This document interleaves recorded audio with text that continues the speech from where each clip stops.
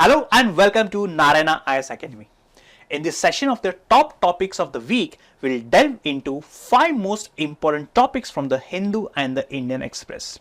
So let's explore each topic in depth so that you're well informed and prepared for the examination. So let's kick off with the first topic. So the first article that we'll be discussing about is reaching out with artificial intelligence. Okay.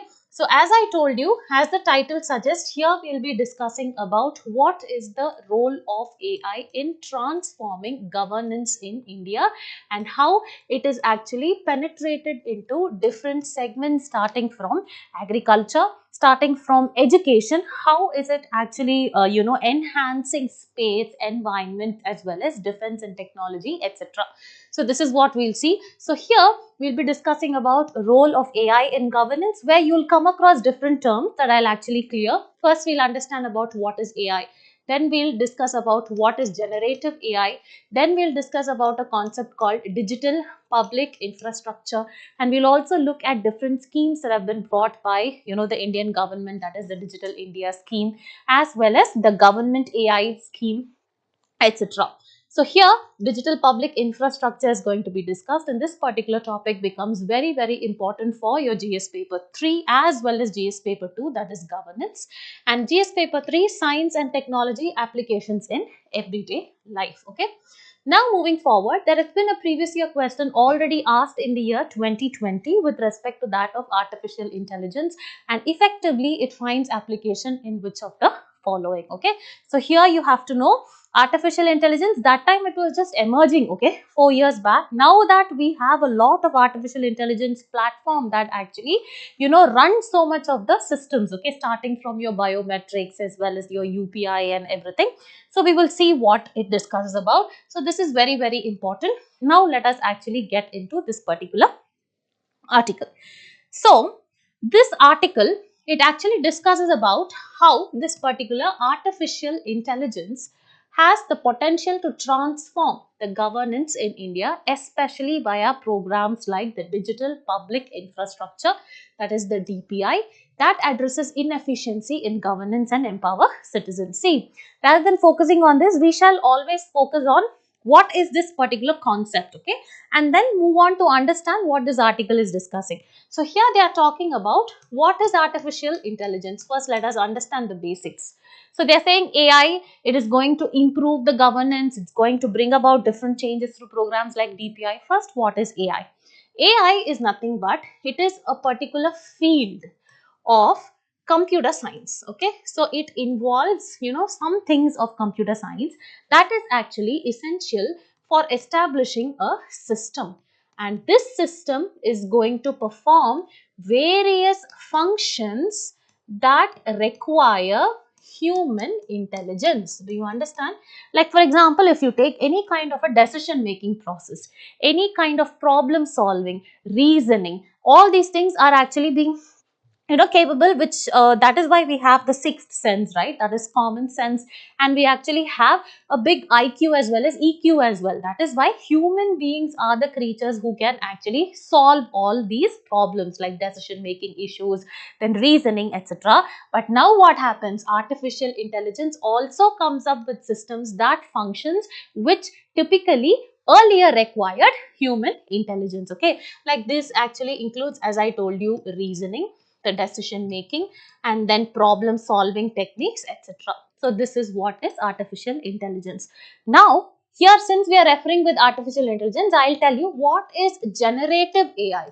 Generative AI is nothing but this is also a type of this artificial intelligence which is used to generate a new set of data depending on the commands and algorithms that we give. That is, this AI works on a set of data, okay, and the commands are actually given in the form of algorithms, and they perform different functions depending upon the prompt or the instructions that we are giving. So generative AI totally generates new, it can be new text, it can be an image, it can be a video, etc. So this is what is generative AI. So next one is, what is digital public infrastructure?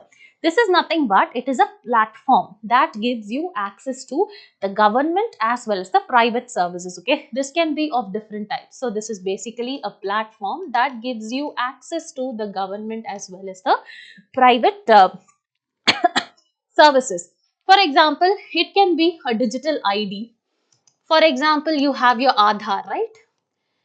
It can be a civil registration, okay, and also it can be your UPI payments, or you can say your digital transactions that you actually do. So this is what is digital payment infrastructure. Okay, so this is what is called as digital public infrastructure. So now we've understood the concept, and now that is what they are saying, using all this which earlier required human intelligence, now we can also focus on what is AI and rely on AI to transform governance. Now, having understood this, let's quickly go through what this article is saying. So we are basically talking about how can artificial intelligence enhance governance in India. Okay, so as I told you, let us just focus on what is just important rather than focusing on the board. First one, I told you, it has a lot of what do you say, applications, and one such is healthcare. How is it going to help you? It helps in early disease detection, and also what kind of treatment has to be given to this particular patient, that is personalized treatment.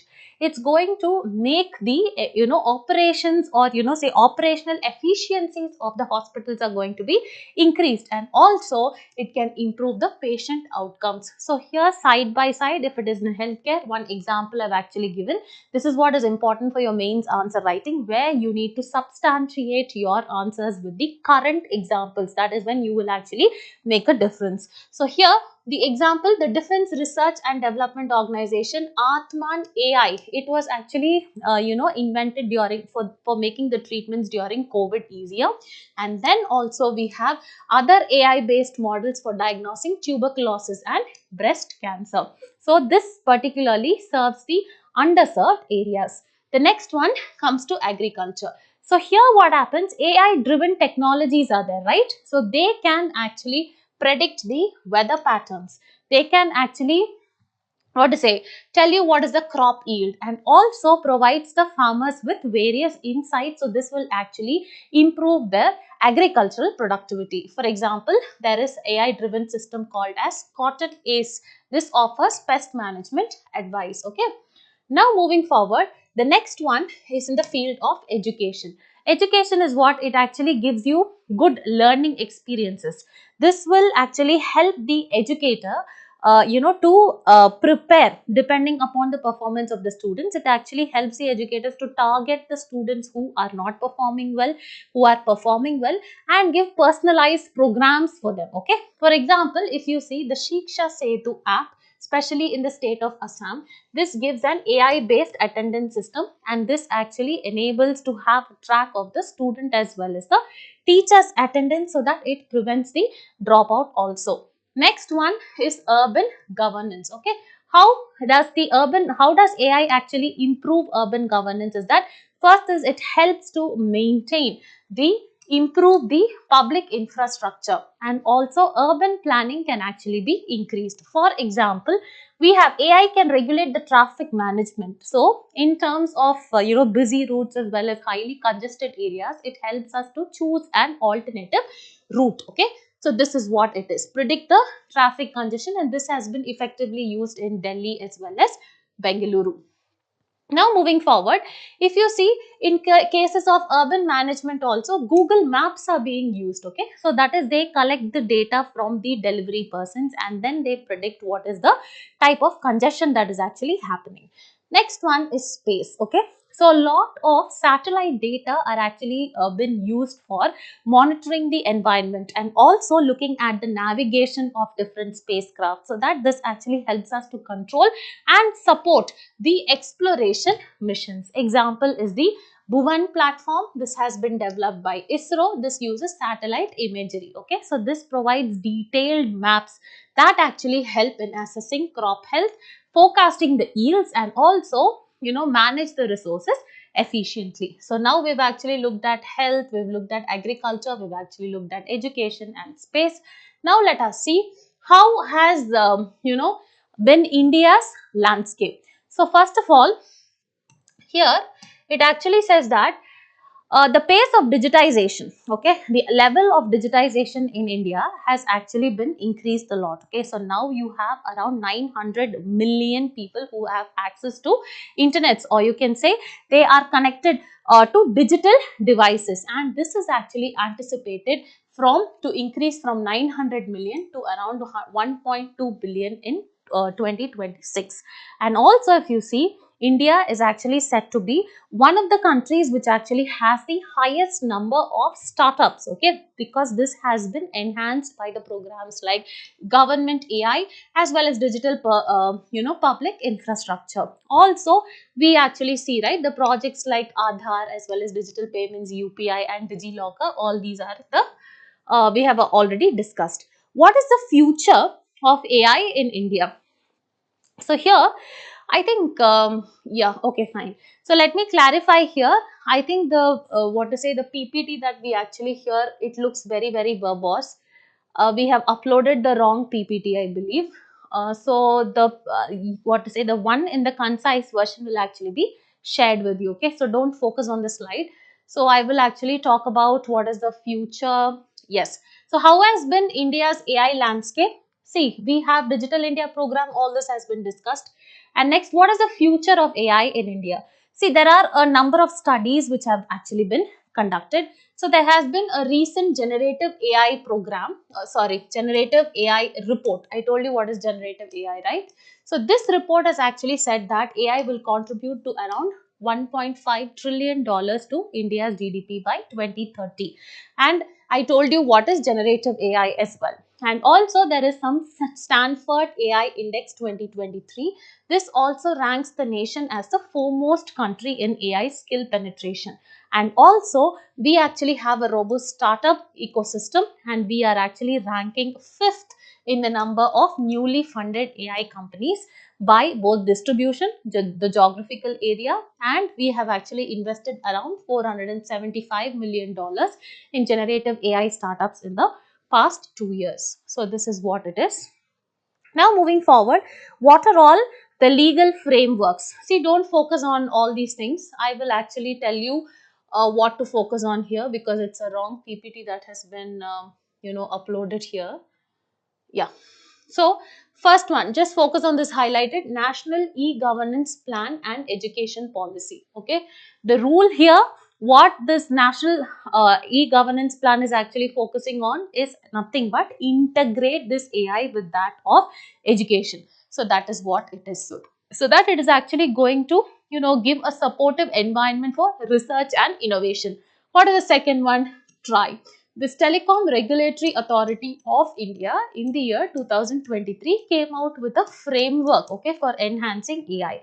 How it can be enhanced? By creating an, this is number one, independent statutory body.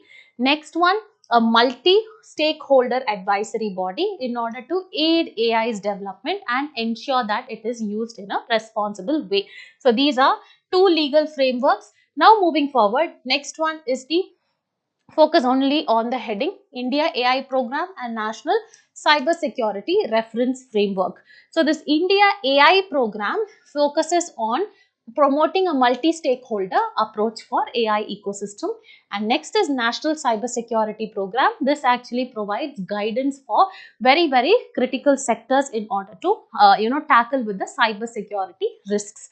The next one is Global Partnership on Artificial Intelligence. So as the name suggests, it is a global partnership where India has actually participated, and it focuses on a number of things like human rights, then diversity, economic growth, etc. So this actually shows that India's participation in this global partnership shows that how India is actually focused on improving its AI related ecosystem. Now moving forward, there are different initiatives, okay. So these are, you need to know to cite it as an example. First one is National Program on Artificial Intelligence. This is to nurture AI's ecosystem through data quality. Next one is the Umang app. This is for governance purpose, and this actually offers around 2000 government services. Okay, so it is an AI driven voice based chatbots. And next one is DigiYatra. This you actually would have seen biometric boarding that is actually used in your airports, etc., where you can actually, it ensures your seamless entry into the airport. Next one is Digital India Bhashini. This focuses on speech-to-speech translation across Indian languages in order to foster inclusivity. Now let us actually move to the next one. Here we already saw about Shiksha Setu. This is actually for enhancing the attendance in Assam. Next one is Atman AI, which has actually been developed by DRDO during this COVID period. Okay, so this is what it is. Now let us see what are the various challenges that have been associated in AI governance in India. The first challenge is there is a lot of skill gap, right? So AI technologies to use, how to in order to know how to use it, you need to be very skillful. So that is one which is actually missing over here. Next is there are a lot of privacy and security concerns with respect to that of AI. Okay, with a lot of information, what happens? Our personal information can also be at stake. So this is one. Next one, there are lot of government challenges. Sorry, there are lot of data challenges because there is lack of standardized and accessible data. Next one, trust and transparency. This is actually gaining public trust in AI systems is also, people have still not actually gotten that trust in the AI. Next one, insufficient legal frameworks. Okay, so this actually has to include a lot of ethical regulations, etc. And finally, there are limitations on infrastructure. Okay, so infrastructure has still not yet been developed, in a holistic manner. The next one, what is the way forward? Of course, way forward, even you can actually simply write looking at the challenges, right? So first we actually discussed that infrastructure is not good. So first you need to strengthen your infrastructure. Next one, legal framework, they are not holistic in nature. So increase or enhance your legal frameworks. Next is skill development is not there. So focus on creating skills and investing in education and training of the youths, as well as it has to have interdepartmental synergy. That is, all the stakeholders actually have to integrate and facilitate a seamless integration of AI, so that there is actually efficient service delivery. So this is what it is. Now moving forward, let us immediately solve a mains practice question which actually says, discuss the role of artificial intelligence in enhancing the governance with relevant examples and analyze the challenges associated with its deployment in a diverse country like India. So here the approach answer, in the introduction we will actually discuss about how artificial intelligence, it has emerged as a transformative tool in governance in India. This actually enabling efficiency, transparency and better service delivery, and how it is actually important in a diverse country like India in order to plug the gaps of inefficiencies in governments and in governance, and also to empower the citizens. Okay, moving forward, the body can talk about how AI is used in different sectors like healthcare, agriculture, education, in urban governance, in space management like Google Maps, etc. And finally, you have to discuss about all the challenges, like what are the challenges we face with respect to skill development, and then the data privacy, as well as what are all the ethical concerns and the regulator gaps. Okay, now moving forward, in the conclusion, you have to write a balanced approach. That is, you have to say AI definitely offers transformative potential in governance, but its deployment must address challenges through robust policies. That is, we need to have good policies. Okay, and also there has to be an inclusive digital infrastructure so that there is equitable benefits across India's diversity. Manipur issue. So this advocate is, in this article, he is saying that there is actually a cause for imposing Article 356 in Manipur. So this article is important from both prelims as well as mains point of view. So here we will be discussing regarding Manipur crisis, and also we will be discussing regarding what is Article 356, what is Article 355, how it is implemented, and all these things will be discussing in this particular article. Okay. Alright, so let's see a previous year question which was asked regarding in the same context only. How far do you think cooperation, competition and confrontation have shaped the nature of federation in India? Cite some recent example to validate your answer. So this kind of questions can be asked for your mains examination. So let's see what is actually the context of this particular issue. So context is from 2023 itself. 2023, the actual history is starting long back itself, but still from 2023, May 2023 itself, there is actually violence in Manipur, and now it has reached to a level that it led to the complete collapse of the constitutional machinery. Okay, so that is an alarming issue. In this article, the advocate is saying that it is high time that we have to invoke Article 356 and it should be done by the President of India. So that is the current context of this particular topic. Alright, now let's see what is actually the background of this particular issue. To know the background of Manipur issue, we have to know how Manipur is where Manipur is located and what is actually the geography of Manipur, what is actually the ethnicity of Manipur. Okay, so if you see this map of Manipur, it is usually said that Manipur is like a football ground. Okay, so how will a football ground be? Football ground in the middle, the players will be playing, right? So the ground, it will be like this only. It will be like this only. People will be sitting in this slanted way. So like that way, here also if you see this place where Imphal, the capital of Manipur is there. So this is actually in the valley and the surrounding areas, these surrounding areas, they are actually the hilly terrains. Okay, so this is actually the valley and here you can see that it is actually the hilly terrain. So here the football ground will be there and here it will be there, the hilly areas will be there. So that will be like a stadium. Okay, and also another important thing which you can see from this map is like the major population in Manipur, that is a Meitei tribe. The Meitei tribe, they constitute around 53.3% of Manipur's ethnicity. And this yellow you can see here, the major population is staying in this small area. So that is actually the core root of the Manipur's issue. Okay, so these are the important ethnic tribes in Manipur. One is Meiteis, who stays in the Imphal valley. This is a Imphal valley, and also in the hill districts. That is this, the place where in the stadium, the place where people sit. Okay, so there we have the Kukis as well as the Nagas. So this was actually the ethnicity of Manipur, the major ethnicity of Manipur. So what the Britishers, when Britishers came to this particular area, what they did is like they brought the Kuki Zomi people.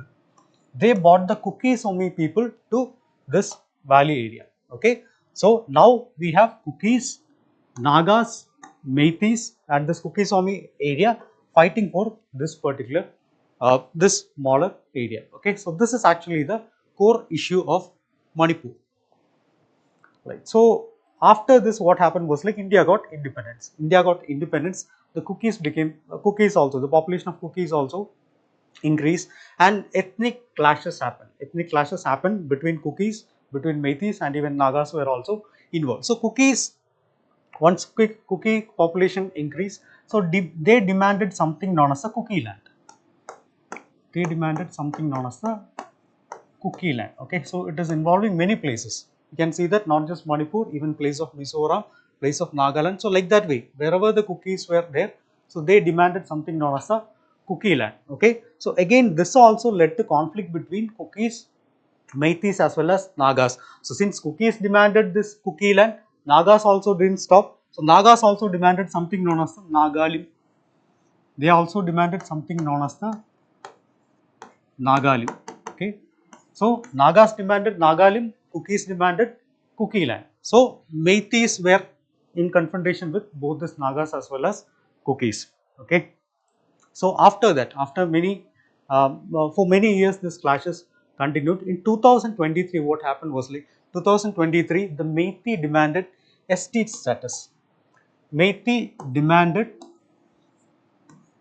ST status. Okay, so against this demand, many people, especially from the especially from the hilly areas, they carried out solidarity marches, tribal solidarity marches, saying that the Meiteis cannot demand this ST status. Why? Because even they were in majority. Earlier they were in majority. So that is also one issue. So they cannot claim for the ST status. What happened after that was, especially after this particular tribal solidarity batch, what happened was like violent clashes erupted. Violent clashes erupted, and it became so violent that police had to even use many brutal forces regarding this. And 2024 again violent, fresh violence brought, and even it led to implementation of ASPA and all. Okay, so this is actually the background of this Manipur issue. Usually, what the government will be doing if this kind of situation happens, what usually government will be doing is like, this is actually law and order issue. This is actually law and order issue, and also sometimes it can even lead to breakdown of constitutional machinery. So if that is happening, the government can do, what the government can do is they can invoke Article 356. Article 356 means president's rule. The state government will be powerless, and the president will be, or maybe the union government will be directly ruling over that area. So we will see what are the provisions of Article 356, how Article 356 is invoked, what is the issue with Manipur, whether we will be able to invoke Article 356 in Manipur. Okay. Alright, so this is regarding Article 356. So Article 356 means, directly means president's rule. President's rule. So we have different types of emergencies. One is a national emergency which is under Article 352. One is a national emergency which is under Article 352. So this is often said as a state emergency, even though nowhere this term is used, it is often treated as a state emergency. Okay, state emergency. So in the state emergency, the union government will be having all the powers. The union, whatever the state government was doing, it will be directly handed over to the union government, and they will be ruling in the name of president. So this is basically the core of president's rule. Okay, so which all situations these are invoked? In which all situations these are invoked? One is during the breakdown of constitutional machinery, which is mentioned under Article 352. Breakdown of constitutional machinery. Breakdown of constitutional machinery means what? It says that the state cannot function according to the provisions of the constitution. In constitution, there are some duties which have been assigned to the state. So according to that, the state cannot function. So that is the breakdown of constitutional machinery. So that is one point at which it is used. Another one is loss of majority. Loss of majority. Loss of majority for the ruling party. Loss of majority for the ruling party, or directly after election, no party is getting, if no party is getting a majority, so at that time also this can be invoked. So these are based on the provisions of Article 164(2) and Article 356. So these are two areas. Now let's see how this is actually invoked. So when there is a breakdown of constitutional machinery, the governor will be submitting a report. The governor will be submitting a report to whom? It will be given to the president. It will be given to the president. So the president will be determining whether there are situations, are there any situations which are existing, so that I can invoke Article 350 there. Okay. So if the president will be assessing the situation, if the president finds that okay, this is actually happening, what he will be declaring? He will be declaring the state emergency, or we can call it as the president's rule. So after that, it need parliament approval. It need parliament approval, and within 2 months the approval has to be granted. So within 2 months the approval has to be granted, and after that, if the approval is granted, it will be continuing, and if it is not, the approval is denied, means the president's rule will be revoked. So this is actually the process in which how the president's rule is invoked. Okay.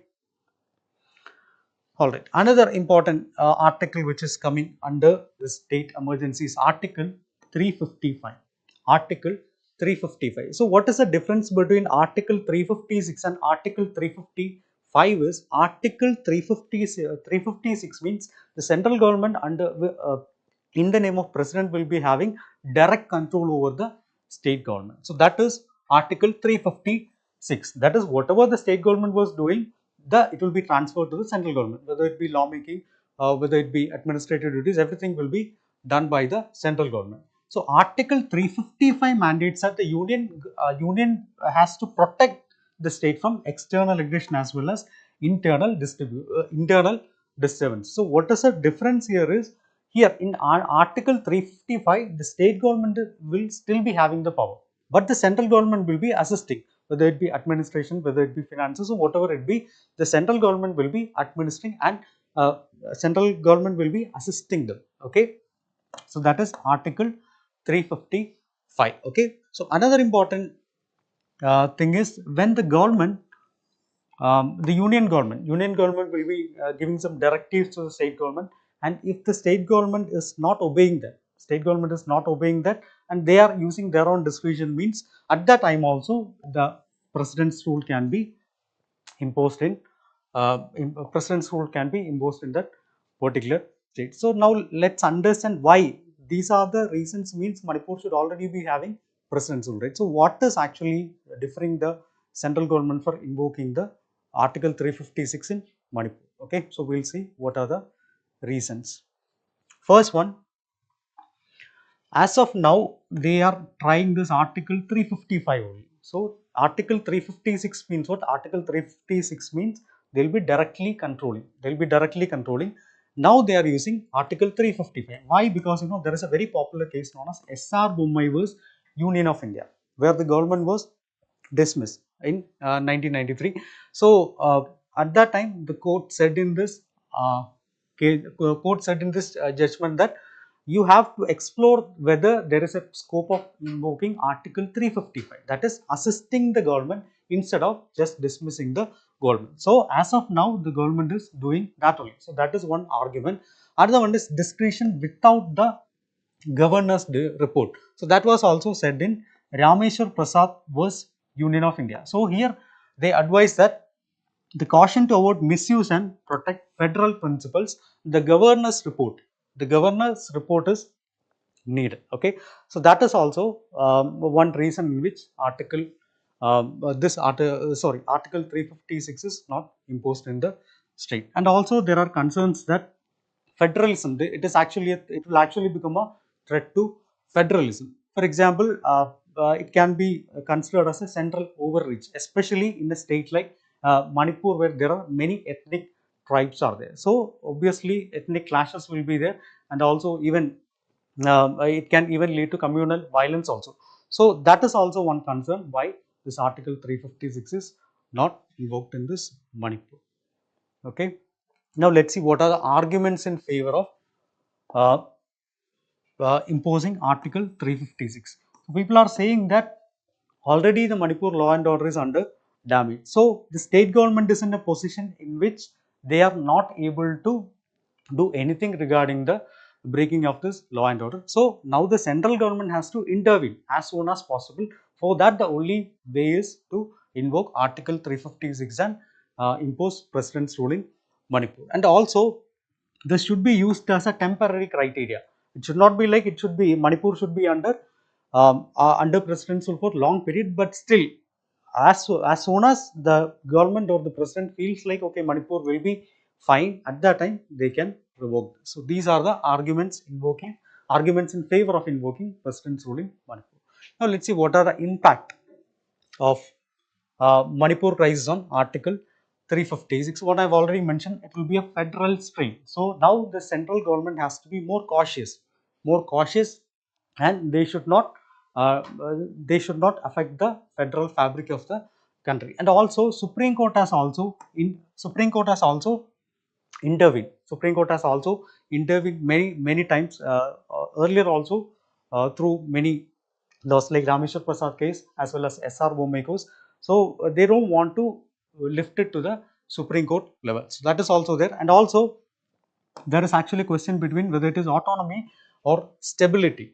So Manipur is actually highlighting the need for a balanced emergency power, and they want the center to respect their autonomy. Instead of completely dismissing it, they want the center to assist them in curbing these violence. So this is actually the impact. So now what can we do? What is actually the way forward? There should be a criteria. There should be a criteria for invoking Article 356. So we had two important administrative commissions. So they have said some suggestions. One is Sarkaria Commission and another one is Punji Commission. So both of them have set to define some criteria. What should be the criteria? The central government along with the state government, they should decide. They should decide, and based on that only it should be implemented. Okay, and also there is actually a demand to strengthen Article 350. That is what is being happening as of now. Before directly invoking the Article 356 by dismissing the state government, we have to see whether there is any scope for Article 355, and also more provision has to be added so that we can strengthen Article 355. Okay. Also, we can establish a crisis response committee. Crisis response committee in the sense for real-time monitoring. For real-time monitoring, the members of the state government as well as the members of the central government should be part of this, and the crisis response committee has to be invoked. Okay, and also localized judicial oversight should also be there. Localized judicial oversight, so that we can create local mechanisms to ensure that it is not getting escalated to the higher levels. Also, we have data. We have data regarding when to intervene, what is actually the administrative error, all these things we have data. Okay, so based on that only a data driven approach need to be followed. Okay, so these are some of the things which we can do. And also humanitarian collaboration. Humanitarian collaboration means there are agencies which are working, humanitarian agencies which are working in these type of situations, so we have to seek the help of them. And also there should be a transparent relief distribution should also be there, so that whatever we are doing, it should be accountable, whether it be the state government or whether it be the central government, they should be accountable for these things. And also reconciliation programs should be there, so that can promote the union state collaboration, like we say cooperative federalism should be there. Okay, all right, so these are the way forward. Now let's see a mains practice question. Explain the significance of maintaining a federal balance while implementing Article 356 in sensitive states like Manipur. What are the potential impacts on autonomy and stability? Okay, so what is asked here? Explain the significance. Explain the significance of maintaining a federal balance. Okay, so we should focus on the central state relations. Okay, in implementing Article 356 in sensitive areas, whether it be Manipur or whatever it be. Here the question is regarding Manipur. What are the potential impacts on autonomy and stability? Okay, so the approach will be, you can briefly explain what is Article 356, and also the federal balance is also asked. So in the introduction itself, we can include that also. And in the body, we can talk regarding the importance of federal balance in this sensitive context. You can define federalism. You can explain regarding the ethnicity of Manipur, or like that way you can include more points in that. And also after that, what is asked here, implications of Article 356 in Manipur. Okay, so there also you can take what is regarding the prolonged violence, why these things are being delayed, all these things you can mention. And also in the way forward, we can mention it like we have to balance stability as well as risk. And also regarding the committee recommendations, Punji committee recommendations, Sarkaria committee recommendation, and also the judicial interventions, the case Rameshwar Prasad case, Bombay case, all these things you can mention in this body. And finally, you can conclude, you can give a positive conclusion like there should be a balanced approach. In this article, we are just discussing the scientific approach needed for curbing air pollution. So you can say that what we studied yesterday and what we are studying today, that has to be linked. Now look at this previous year question. Mumbai, Delhi, Kolkata are the three mega cities of the country, but the air pollution is much more serious problem in Delhi, we all know, as compared to other two. Why is this so? So you should know why this is happening in Delhi, certainly. Now, we have this serious problem and we want some scientific solution for this. Right now, look at what kind of challenges we are facing in terms of air pollution.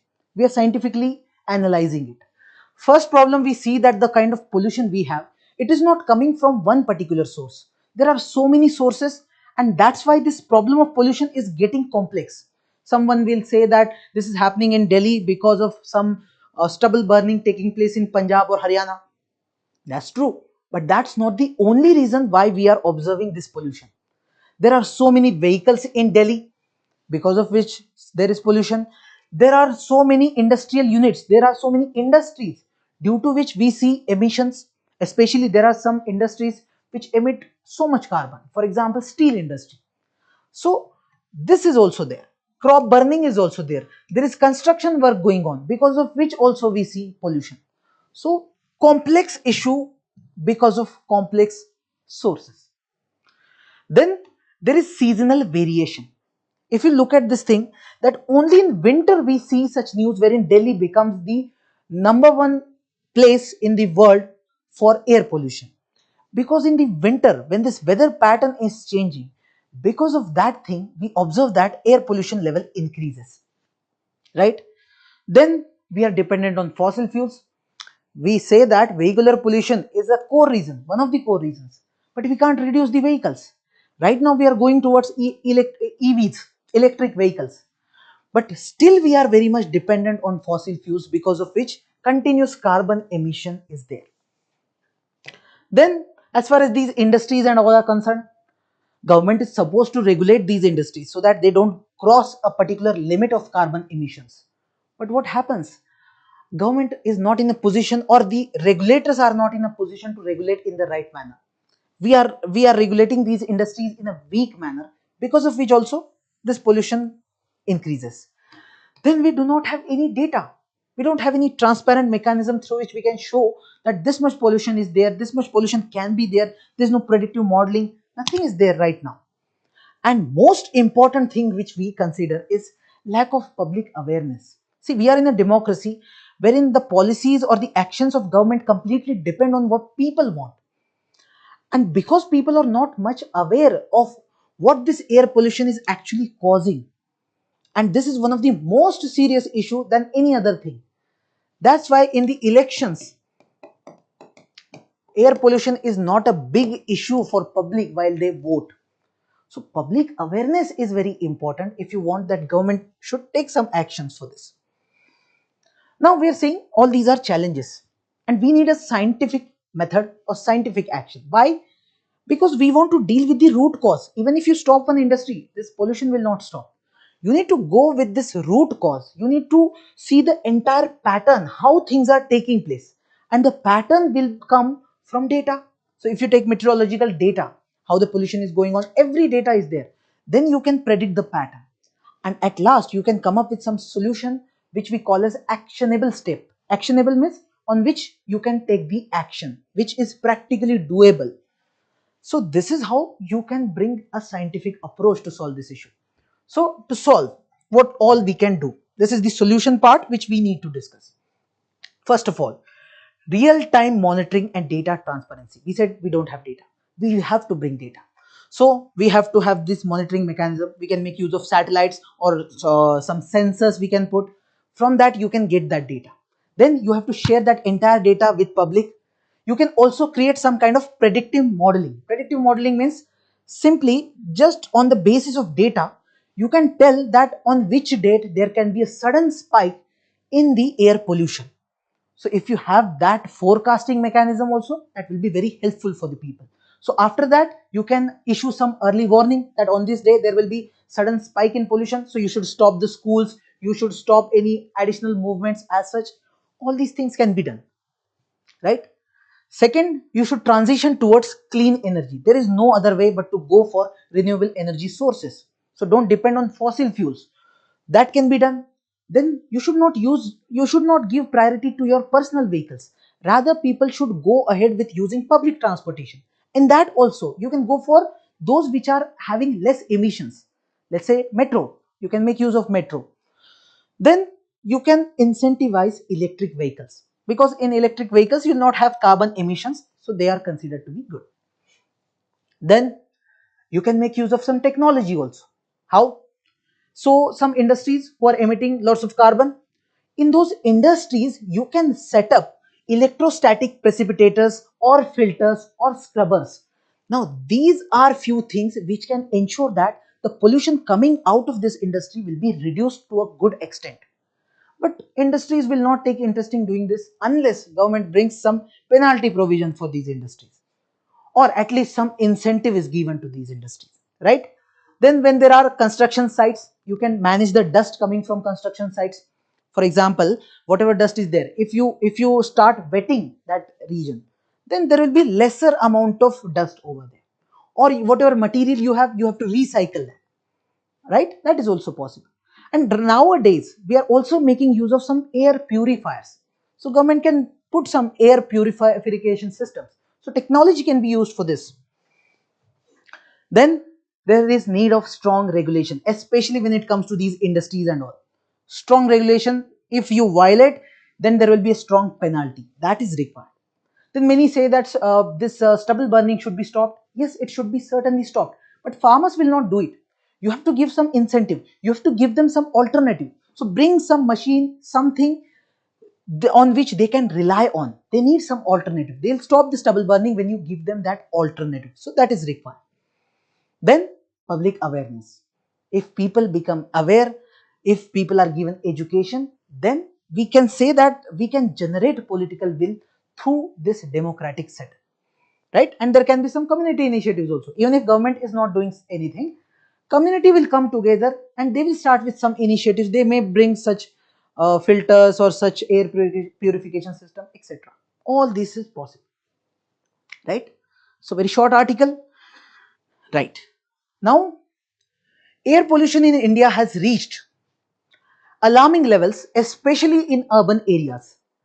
Discuss the challenges in tackling this issue and outline the scientific solutions needed to curb air pollution effectively. A very good question, and exactly similar question can be expected in the exam. So here in the introduction, show how much air pollution is there. So you can talk about any recent news wherein you can show that, and you can also talk about the need of scientific solution for this issue.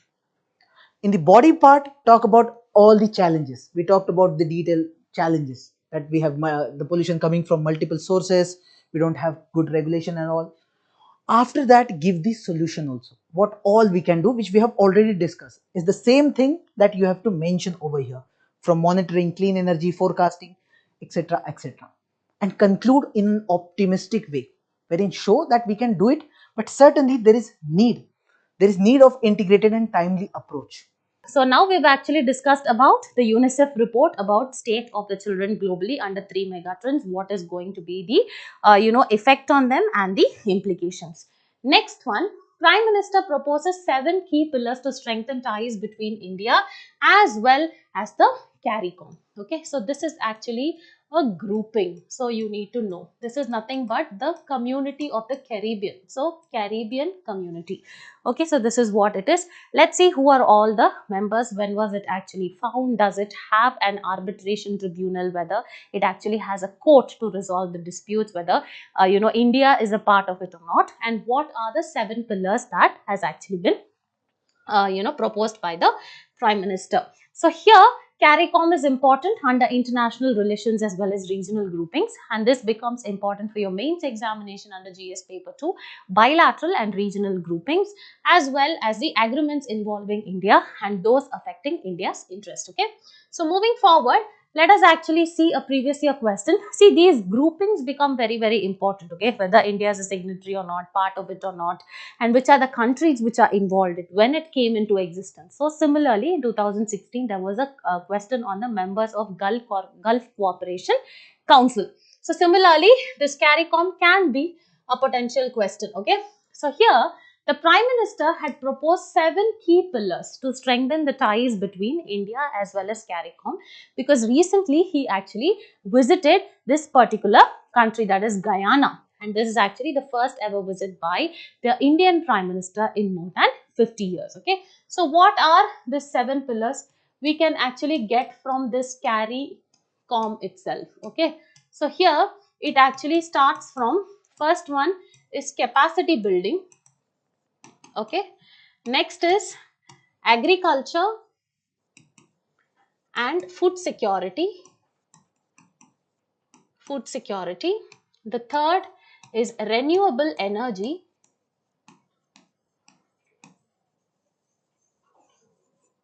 Then the fourth will be innovation, and the fifth is trade.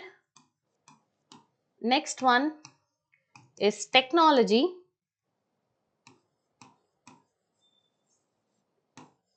etc. Okay, so these are the pillars that has actually been proposed by the Prime Minister in order to strengthen the ties between India as well as the CARICOM group. Now let us see what is actually the CARICOM. As I told you, it is the Caribbean Community. That is, it's the oldest surviving integration. That is the grouping movement in the developing world. It has been established in the year 1973 after the signing of Treaty of the Chaguramas. Very, very important. And there it was signed by the prime ministers or the heads of Barbados, Guyana, Jamaica, as well as Trinidad. Very, very important because founding members, right? As well as it includes Tobago also. What are the key objectives of this grouping is that in order to promote the economic integration and cooperation, to ensure the benefits of integration, and that is all these should be equally shared, and also in order to coordinate the foreign policy. Okay, so this is the founding and the objectives. Now let us look at the members. It has 21 members, that is 15 members as well as 6 associated member states. Very important. Its secretariat is actually located at Guyana. Okay, so see here, it is located in Georgetown, Guyana.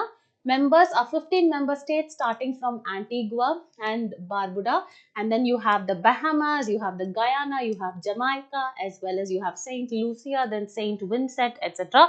Very important. You have Suriname also and Trinidad. Okay, here then you have 6 associate members, that is the Anguilla, Bermuda, British Virgin Islands, the Cayman Islands, the Caicos Islands, as well as the Virgin Islands. All these, and the location on the map, the surrounding seas as well as water bodies becomes very important for your prelims.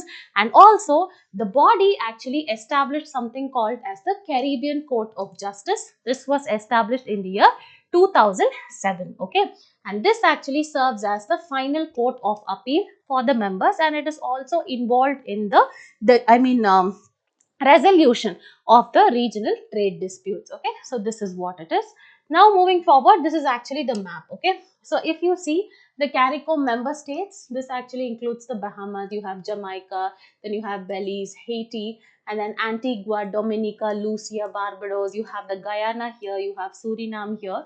All these are the countries which are actually involved in this particular grouping. Okay, so now let us actually solve a prelims practice question. Which of the following is not a member state of the CARICOM grouping? Jamaica, is it there or not? Yes, this is there.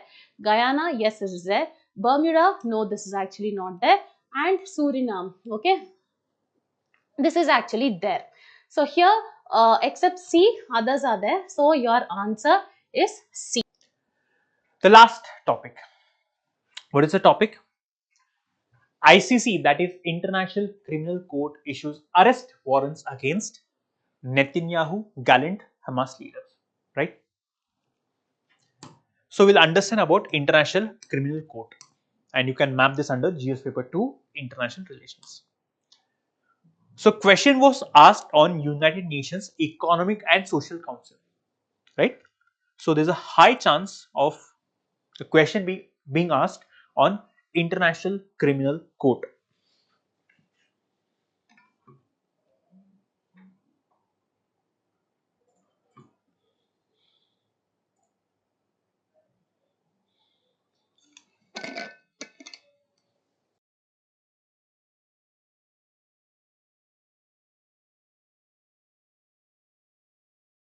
Now, what is the context? The context is that International Criminal Court has issued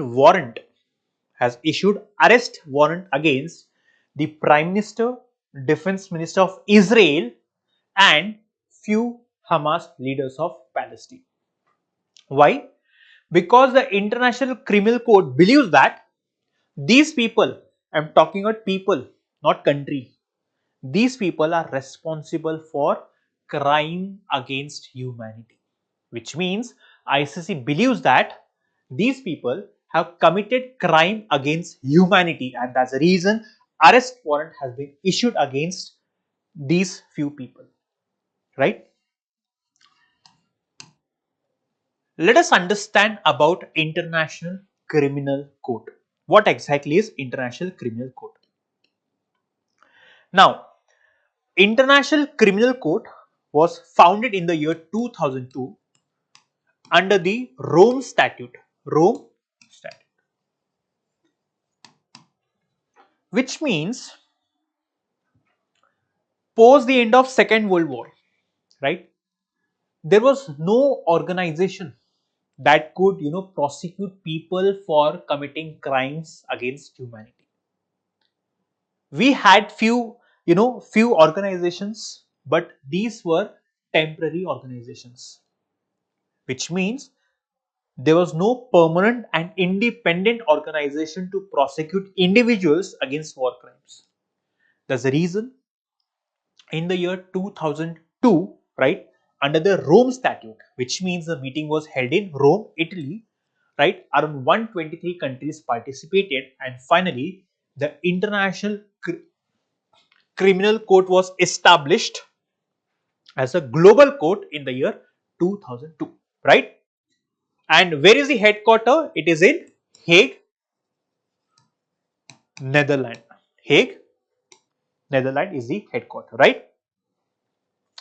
Now, the jurisdiction, which means the areas in which ICC can operate.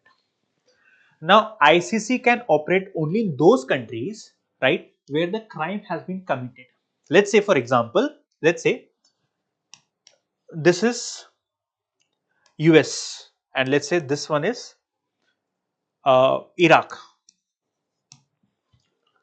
US is not a member of ICC. Iraq is a member of ICC. The crime has been committed in Iraq, let's say, which means the ICC can extend its jurisdiction in Iraq. Why? Because the crime has been committed in Iraq. Or the ICC can claim jurisdiction when the United Nations Security Council, this body is the nucleus of the United Nations. It is the most powerful body in the United Nations. UNSC. When UNSC requests the ICC to, conduct an investigation, then the ICC can claim jurisdiction when either the crime is committed in the member country or when UNSC refers the case to ICC. There are 123 countries or 123 members who are part of ICC, but shockingly and surprisingly, the major powers like United States, Russia, China, India, Israel are not the members of International Criminal Court. Very, very important point for your prelims. ICC is a permanent and independent court. All these points are very, very important for your prelims examination. See, as I told you, the arrest warrant was issued against the Prime Minister, Defense Minister of Israel and few leaders of Hamas. Now, the reason why ICC issued arrest warrant against Prime Minister and Defense Minister of Israel is because Israel prevented the supply of essential resources like food, medical supplies from reaching Gaza or people or the civilians, which means Israel ensured that help is not given to the civilians in Gaza or in Palestine. So Israel, it prevented all the supplies from reaching the civilians in Gaza. That's the reason ICC said that these people and also Hamas. Hamas why? Because Hamas was the one who attacked Israel on October 7th. That's the reason ICC has issued warrants against Hamas and Israeli leaders. Why? Because ICC feels that these people have committed war crimes, then genocide, then crimes against humanity and crimes of aggression. And ICC has issued warrants against these leaders under the 2002 Rome Statute, which means it has a legal bias. And see, now the confrontation is between Israel and Palestine, isn't it? Israel is not a part of ICC, but what we discussed with respect to jurisdiction of ICC, ICC can issue arrest warrant against people, or especially in areas where the crime has been committed. Though Israel is not a part of ICC, but Palestine is part of ICC. And given the crime is being committed in Palestine, ICC claims jurisdiction with respect to Israel-Palestine war, and so ICC has issued warrant against Israeli leaders and Hamas leaders.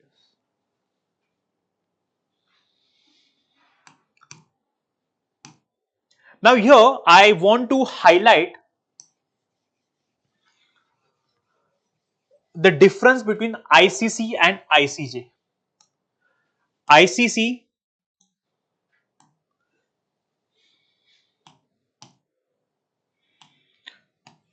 ICC and ICJ. What is the difference between ICC and ICJ?